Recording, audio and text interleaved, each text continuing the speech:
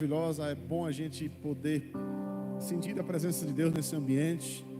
Ele está aqui, ele vai continuar falando ao seu coração, falou através das canções e agora ele vai falar através da sua palavra que será ministrada. Você está pronto para isso? Então, eu quero que você receba com muita alegria, como nós estamos aqui nas quartas especiais, JUP. Eu quero que você receba a palavra de Deus que vai ser ministrada no seu coração através da vida de um jovem que ama o Senhor, que deseja, tem fome e sede pela presença dele. Ele está assim, ó, já está assim. João, vem cá, João.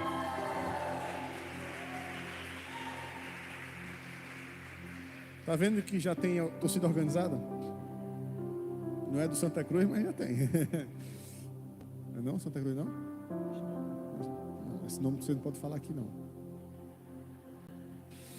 Levante suas mãos. Pai, em nome de Jesus, nós abrimos o nosso coração para receber a boa, incorruptível semente da sua palavra, através da vida deste jovem que tem um coração apaixonado pelo Senhor, pela sua presença, pela sua palavra. Aquilo que o Senhor colocou no seu coração, ó Deus, fale conosco, trate conosco, porque nós estamos prontos para receber e ser edificado em nome de Jesus. Amém.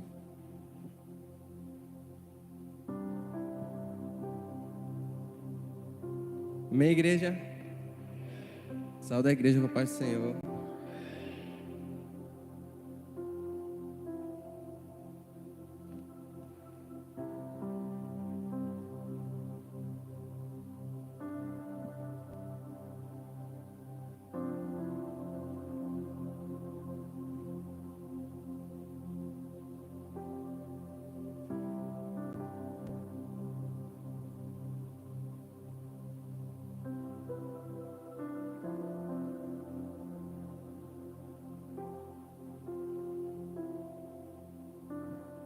Bem, todos estão bem, graças a Deus.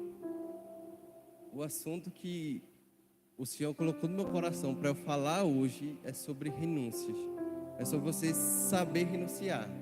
Pega do lado do seu irmão aí e fale assim para ele: abandone o velho para viver o novo.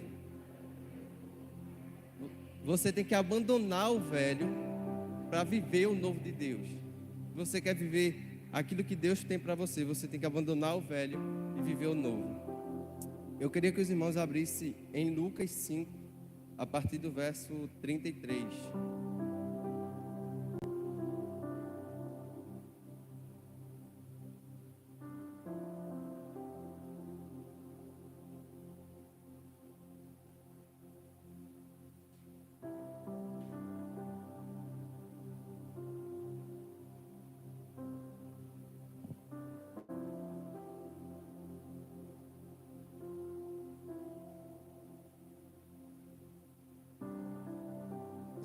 Abriram? A partir do versículo 33 diz assim: disseram-lhe eles, os discípulos de João, e bem assim os dos fariseus, frequentemente jejuam e fazem orações. Os teus, entretanto, comem e bebem. Jesus, porém, lhes disse: podeis fazer jejuar os convidados para o casamento, enquanto está com eles o noivo? Dias virão, contudo, em que lhe será tirado o noivo, e naqueles dias jejuarão. Nesta palavra, Jesus está num banquete na casa de Levi. Levi é Mateus. E perguntam a ele por que os discípulos de Jesus, os discípulos dele, jejuam e não jejuam, e os discípulos de João Batista e os fariseus jejuam. E aí Jesus respondeu essa pergunta com outro questionamento. Ele pergunta: podes fazer os convidados para um casamento? Podes fazer jejuar os convidados para o casamento, enquanto está com eles o noivo? Então ele responde com outra pergunta. Ele questiona aos fariseus se aquele era o momento certo de jejuar. Por que eu digo isso? Porque os fariseus eles não estavam compreendendo qual era o verdadeiro significado do jejum, o verdadeiro propósito do jejum. O verdadeiro propósito do jejum é você se abster de alguma coisa, de algo carnal seu, para poder se aproximar do Senhor, para poder ter mais comunhão com Deus. mas sendo que o coração dos fariseus estava tão endurecido, os odres deles estavam tão endurecidos, que eles não podiam compreender que o Senhor Jesus Cristo, o noivo, estava lá naquele momento. E para que adiantaria eu jejuar para ter maior comunhão com Deus, se o próprio Deus estava lá, se Jesus estava lá, o noivo estava lá? Então, os fariseus, eles não compreendiam de fato o verdadeiro significado do jejum. E sobre isso, eu queria que os irmãos abrissem também em Mateus 6, versículo 16.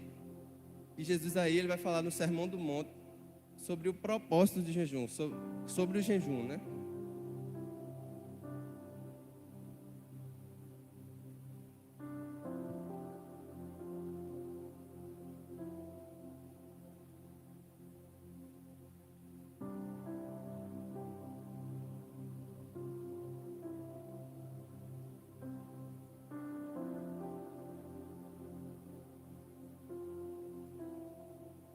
Todos abriram? Acharam a palavra? Amém? Versículo 16 diz assim: quando jejuardes, não vos mostreis contristados, como os hipócritas. Aí ele se refere provavelmente aos fariseus, porque Jesus chama diversas vezes os fariseus de hipócritas, porque falavam uma coisa, pregavam uma coisa, mas na realidade não faziam aquilo que eles mesmos diziam que era para fazer. Colocavam fardos pesados para os outros os outros carregarem, e eles mesmos não carregavam esse fardo.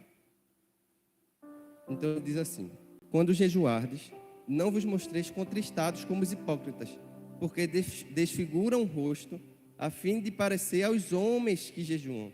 Em verdade vos digo que eles já receberam a sua recompensa. Tu, porém, quando jejuardes, unge a cabeça e lava o teu rosto, com o fim de não parecer aos homens que jejuam, e sim ao Pai, em secreto. E teu Pai que vê em secreto te recompensará. Então, como se pode ver aqui, os fariseus, eles jejuavam a fim de se parecer aos homens, não a Deus. Eles não compreendiam de fato qual o significado de jejum. E questionaram a Jesus por que os discípulos dele não jejuavam. Os fariseus jejuavam para se aparecer aos homens, para se exaltar aos homens, dizer: eu sou diferente de vocês, eu jejum e vocês não. Eu cumpro o que a lei determina e vocês não. Eles eram um movimento separatista, que queria se separar dos demais. Né?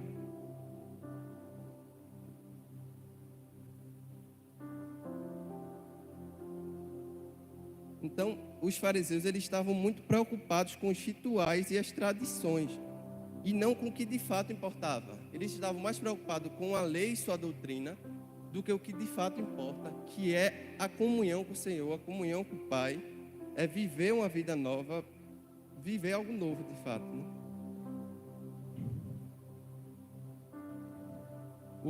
Os corações dos fariseus estavam tão endurecidos que eles não conseguiam ver o novo que estava na sua frente. Eles não conseguiam ver Jesus, que estava na sua frente, como um noivo, para salvar eles e tirar do pecado. Muitas vezes a gente está tão preso ao passado e ao velho, que a gente não percebe que o novo está na nossa frente. Muitas vezes a gente está preso às tradições antigas, às coisas antigas, à vida antiga que nós vivíamos antes de conhecer a Cristo, que a gente não consegue perceber que o novo está de fato na nossa frente. Um exemplo que eu queria dar dos fariseus, que eles não conseguiam ver o novo, não conseguiam ver os sinais e prodígios de Jesus, e está em Mateus 16, a partir do versículo 1.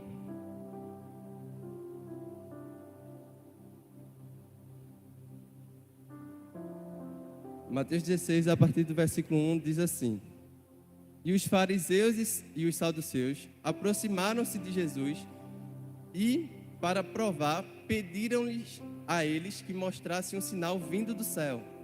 Versículo 2. Então ele lhes ponderou: quando começa a entardecer, dizeis: haverá um bom tempo, pois o céu está avermelhado. Ou pela manhã, dizes: hoje haverá uma tempestade, porque o céu está de um vermelho nublado. Sabeis com certeza discernir os aspectos do céu, mas não podeis interpretar os sinais do tempo. Versículo 4. Essa geração perversa e infiel pede um sinal, mas nenhum sinal lhe será concedido, a não ser o sinal de Jonas. Jesus se afastou, então deles partiu dali. Então você pode perceber que Jesus realmente operava sinais, operava prodígios, operava maravilhas naquele lugar, mas os fariseus e os saduceus, eles não percebiam esses sinais. Eles não conseguiam ver o novo que estava na sua frente. E pediram a Jesus um sinal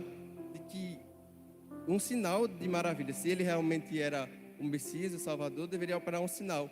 Mas Jesus já estava operando sinal. Mas para eles, Jesus não estava operando sinais. Os sinais sim foram dados. Mas uma geração que permanece nos odres velhos jamais poderá experimentar dos prodígios e milagres que é feito pelo Senhor. Um exemplo que é dado também é do paralítico no tanque de Betesda, que fica em João capítulo 5, a partir do versículo 5. Estava ali um homem enfermo havia 30 anos no tanque de Betesda. Jesus, vendo deitado e sabendo que estava assim há muito tempo, perguntou: queres ser curado? Respondeu-lhe o enfermo: Senhor, não tenho ninguém que me ponha no tanque quando a água é agitada, pois eu vou, desce outro antes de mim. Então lhes disse Jesus: levanta-te, toma o teu leito e anda. Imediatamente o homem viu curado e, tomando o leito, pôs a andar. Aquele dia era sábado. Irmãos, eu acho que Jesus quis curar no sábado, já para alertar os fariseus que não era bem totalmente a lei que eles seguiam. Jesus não queria a lei totalmente praticada. Ele queria que as pessoas buscassem mais a comunhão com Cristo do que a lei. A lei de fato é importante, mas a comunhão com Cristo, a comunhão com Deus, é mais importante do que a própria lei.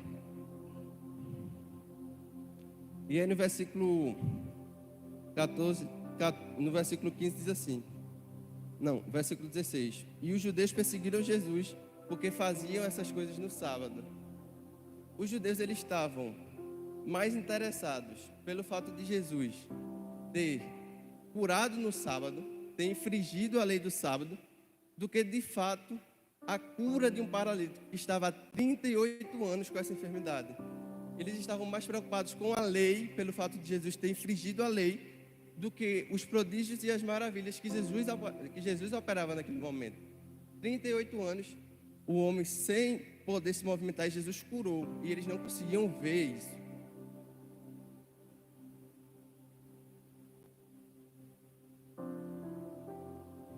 Por isso que os fariseus, eles se importavam mais com parecer ser santo do que de fato buscar a santidade. Eles se importavam mais com a aparência. Eu sou santo, eu sou separado de vocês. O significado de fariseu é de fato separado. Então eles pensavam: é melhor parecer ser santo do que ser santo. Aí, muitas vezes o que eu vejo também é que tem crente que prefere parecer ser crente do que de fato ser crente. O crente às vezes ele parece ser crente, ele chega no irmão da paz do Senhor: tudo bom, meu irmão, estou feliz por te ver.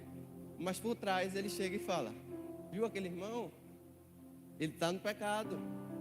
Ele foi pular carnaval, ele fez algum pecado, fez alguma coisa. Então às vezes a gente está mais preocupado com parecer ser crente, a postura do crente, do que de fato ser o crente. E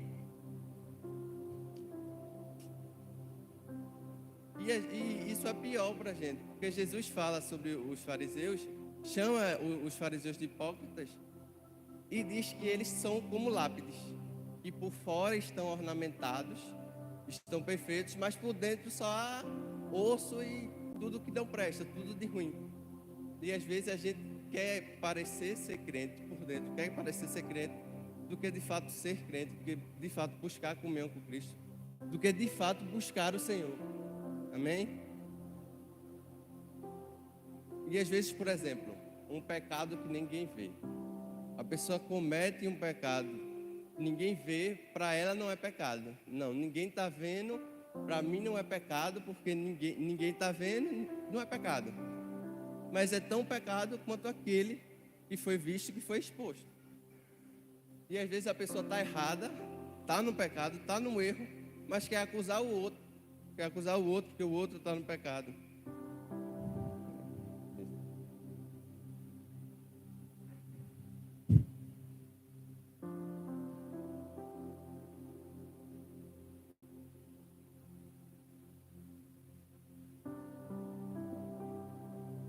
O questionamento de Jesus em Lucas 5 é sobre uma velha mentalidade.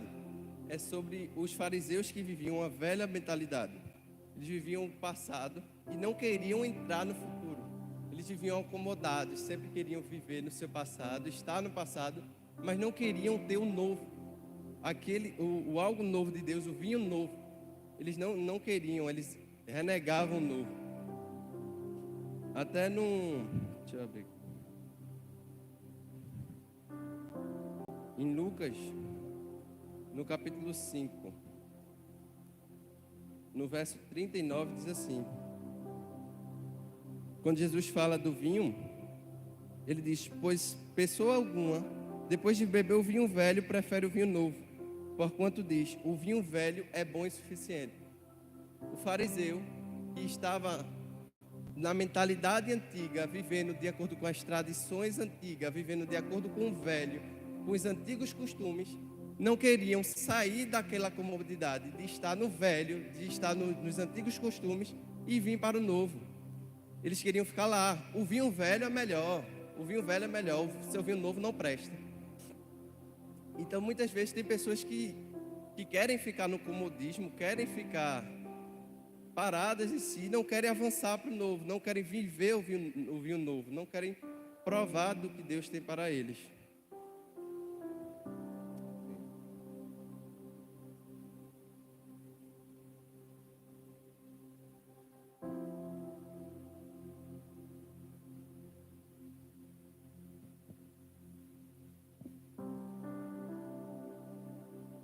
Vocês se lembram do paralítico do tanque de Betesda que foi falado agora há pouco, né? Quando Jesus curou ele, Jesus disse o que para eles? Vai e não peques mais, pois se pecares, certamente, ocasionalmente, não peques mais, para que não ocorra algo pior na sua vida. O paralítico, ele descobriu a verdade, ele descobriu o vinho novo. Então Jesus diz que a partir do momento que você descobre a verdade, a partir do momento que você descobre o vinho novo, você não pode mais voltar para trás, você não pode mais retroceder.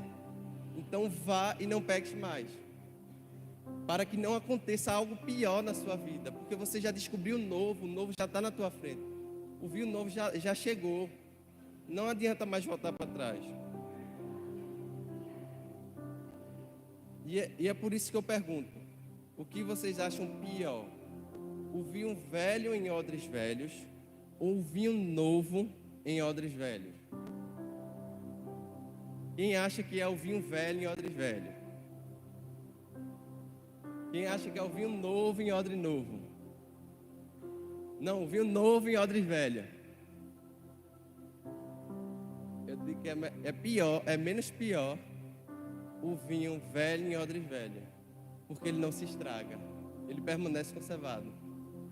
Apesar da palavra de Deus, apesar das boas novas não estar nele, ele continua na mentalidade antiga, continua vivendo o velho, mas ele não se estraga, porque a partir do momento que eu recebo o novo, eu não posso permanecer na mesma. Não adianta eu receber o novo e não ser transformado totalmente. Não adianta.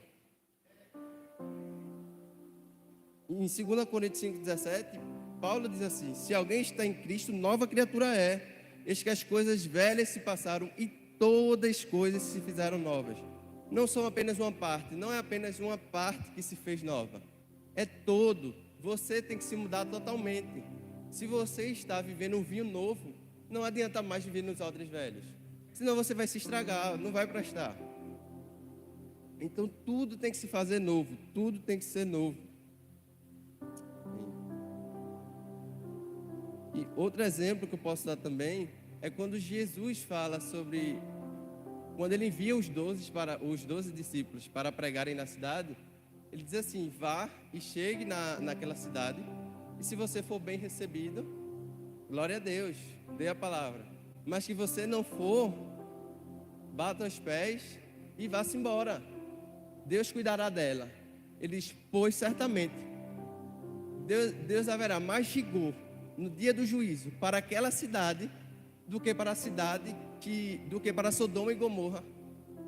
Deus tratará com mais rigor aquela cidade que teve a oportunidade de aceitar a verdade, que teve a oportunidade de aceitar o novo, mas renegaram a palavra de Deus, renegaram a Cristo, renegaram tudo o que ele queria, pois preferiram continuar no velho. E aquela cidade vai ser julgada com mais rigor do que Sodoma e Gomorra, porque Sodoma e Gomorra não teve nem a oportunidade de receber a palavra do Senhor, não teve nem a oportunidade de receber a verdade. E mais rigor haverá para aquela que teve a oportunidade de receber, mas renegou a Cristo, renegou a verdade, quis permanecer no vinho velho.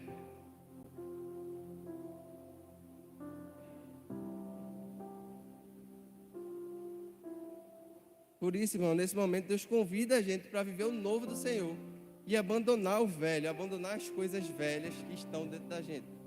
A gente tem que fazer um check-up. Eu digo que a gente tem que fazer um check-up.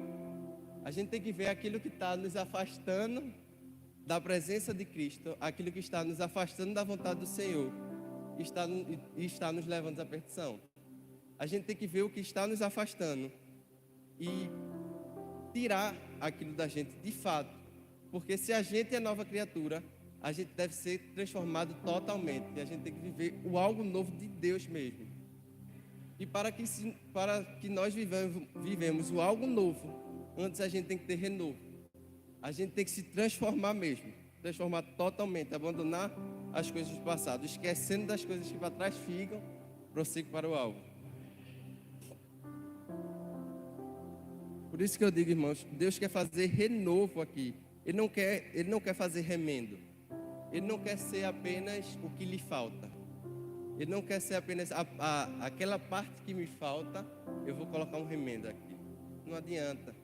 Porque o novo de Cristo, ele é completo. Deus, ele quer ser o todo na sua vida. Ele não quer ser apenas uma parte, um tecido.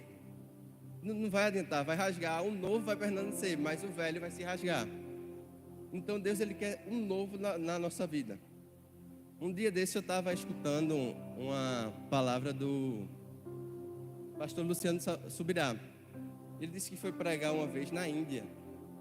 Aí ele disse que lá na Índia ele escutou uma palavra do irmão que disse assim: o problema é a forma como o evangelho está sendo pregado. Quando alguém se converte em outra religião, por exemplo, essa pessoa se adequa totalmente àquela religião. Mas quando alguém se converte ao cristianismo, as pessoas decidem adaptar o evangelho à sua vida, adaptar o evangelho ao cristianismo, do que adaptar o cristianismo. Não, preferem adaptar o cristianismo às suas vidas, do que adaptar as suas vidas ao cristianismo. E esse é o problema, porque em outras religiões a pessoa muda totalmente. Aí no cristianismo não. No cristianismo a gente quer só mudar uma parte. Não é assim não. Se isso continuar, a gente vai ter problemas. Assim como o vinho novo em odres velhos estraga, a gente vai ter problemas também, se a gente continuar vivendo nessa forma. Assim como o pano novo em remendo, remendo novo em pano velho estraga, a gente também vai ter problemas. Então, o Senhor, ele oferece uma provisão completa de transformação para nossas vidas. Não é apenas uma parte, é o completo de fato. Então, Jesus nos chama essa noite para nós termos uma mudança de mentalidade. Nós saímos dos vinhos velhos e dos odres velhos para viver o vinho novo em odres novos. Um exemplo grande que eu encontro na Bíblia de uma pessoa que abandonou o velho, abandonou o odre velho para viver o novo, é o exemplo de Paulo. Eu peço que os irmãos abram em Filipenses 3, a partir do versículo 2.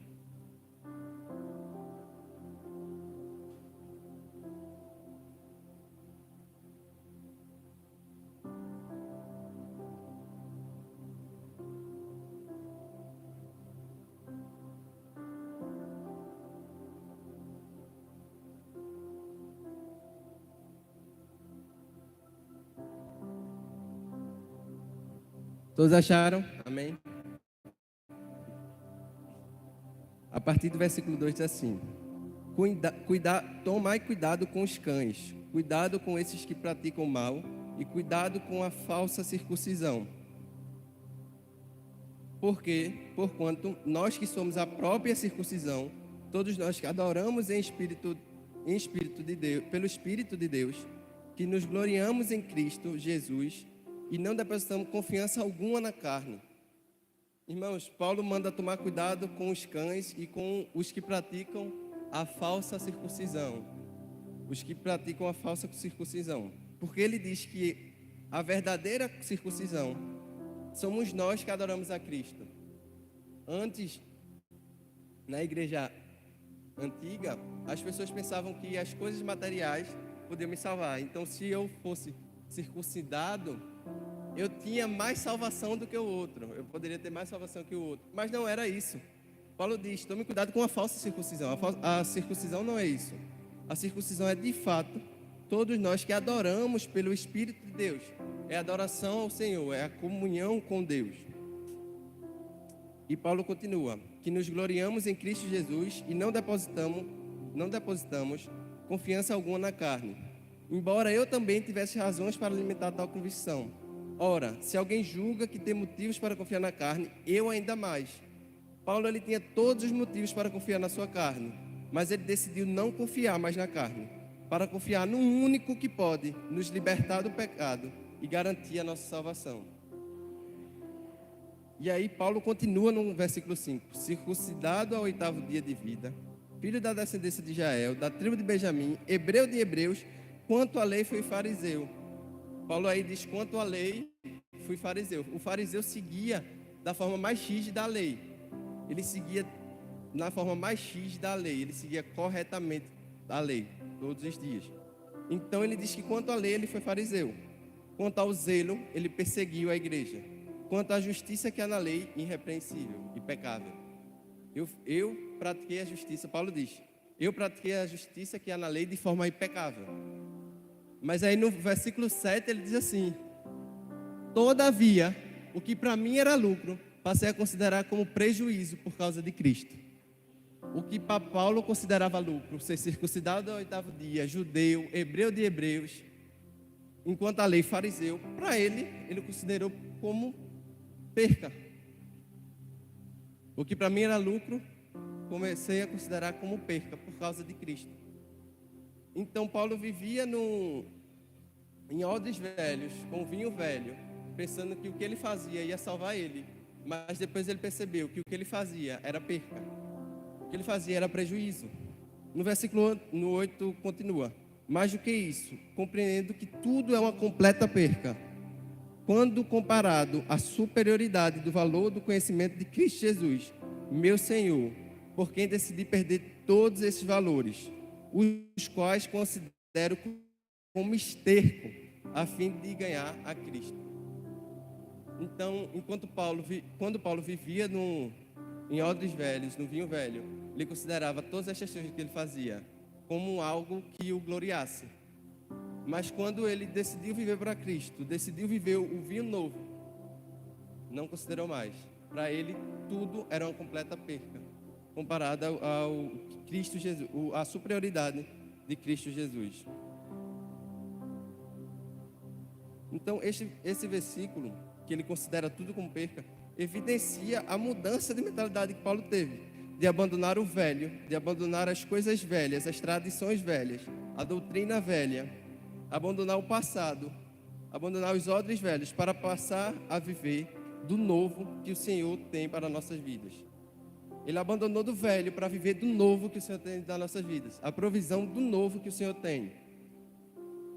Então, meus irmãos, esse é o desejo, esse é o meu desejo para mim e para você, que nós possamos abandonar o velho, abandonar o passado e viver o algo novo que o Senhor tem para nossas vidas. Que essa palavra possa arder no meu e no seu coração, que para que se viva algo novo, antes nós temos que ter renovo. Pois nem olhos viram, nem ouvidos ouviram, nem jamais foi sentido o que o Senhor tem preparado para aqueles que o amam. Então que nós possamos sair do velho homem, como Paulo diz em Efésios, sair do velho homem e vestir do novo homem, uma nova vida transformada, completamente transformada, não apenas uma parte, não apenas um pedaço, mas toda a vida transformada para Cristo. Essa é a palavra que eu queria dar hoje à noite. Muito obrigado.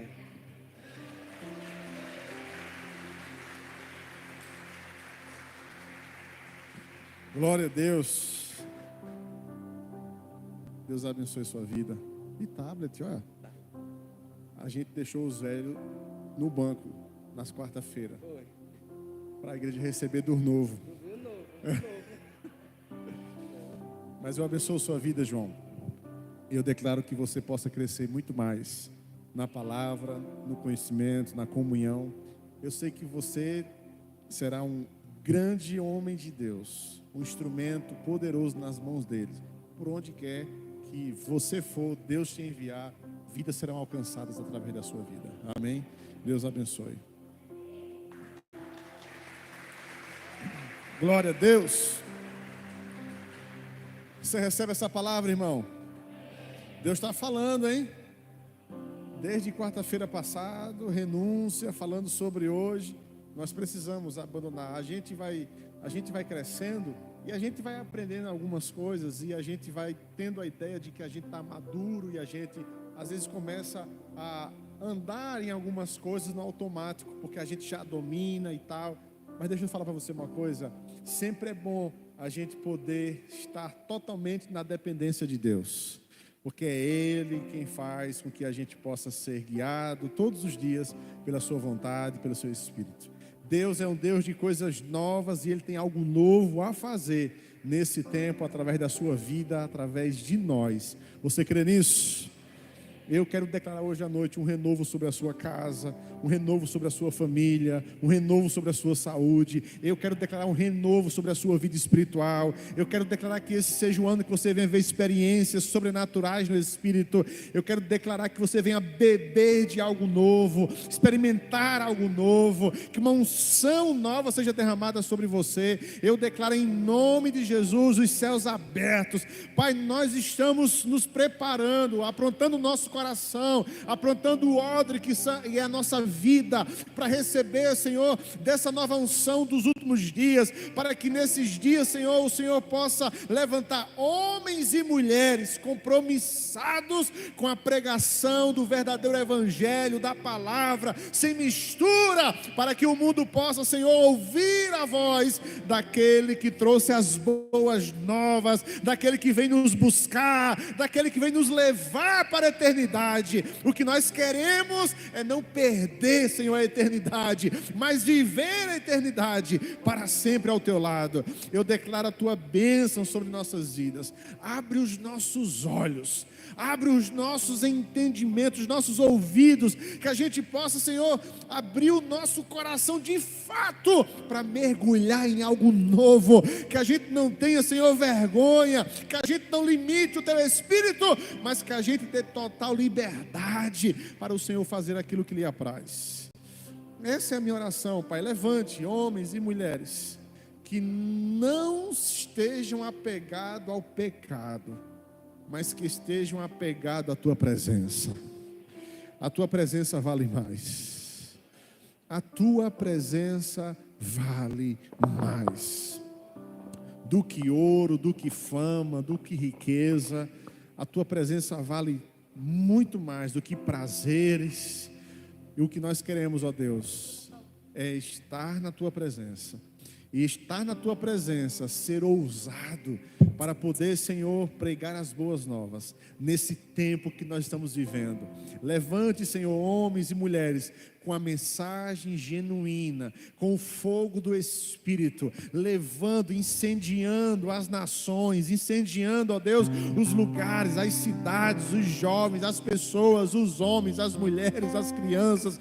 Pai, em nome de Jesus, diante de um mundo que está, Senhor, totalmente corrompido, preparado para planejar o mal, o Senhor já tem a estratégia com os seus, o Senhor está dando segredos, ideias aos seus, e eles serão levantados e anunciarão as boas novas com ousadia, em nome de Jesus. Pai, um novo tempo é chegado sobre a tua igreja, e a tua igreja não vai ficar de fora, a tua igreja vai experimentar, Senhor, de algo sobrenatural nas cidades, nos estados, no país, nas nações. Eu declaro, Senhor, a tua bênção sobre nós, a tua bênção sobre nós. Aqueles que entraram aqui hoje à noite para ouvir uma palavra, não foi para assistir pessoas, foi para ouvir a tua palavra. Que a tua palavra tenha invadido os seus corações, que a tua palavra possa, Senhor, permanecer na sua mente, que a tua palavra possa mexer com as nossas atitudes, que a tua palavra nos tire do comodismo e nos leve para o movimento, e nos leve na direção do que o Senhor deseja para nós.